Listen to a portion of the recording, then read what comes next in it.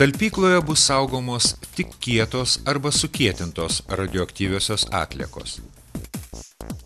Apatinis talpyklos barjeras bus formuojamas virš gruntinio vandens slūgsojimo lygio iš vandenį nelaidaus molio. Tai labai svarbus darbų etapas, nes gruntinis vanduo visur Lietuvoje slūgso pakankamai negiliai. Ant molio pagrindo bus statomi betoniniai rūsiai, į kuriuos bus talpinamos mažo ir vidutinio radioaktyvumo atliekos.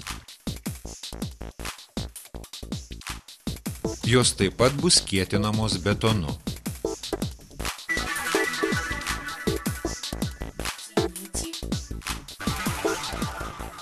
Pripildžius rūsį betoninių atliekų pakuočių, ertmės tarp konteinerių bus užpildytos betonu ir pats rūsys kruopščiai užbetonuojamas.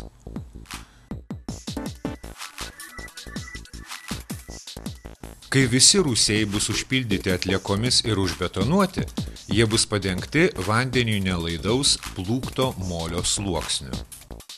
Po to molis bus užpiltas smėliu ir žemėmis. Pastarosios bus apkrautos akmenėmis, o jau ant jų bus supiltas juodžemis ir užsėta žolė.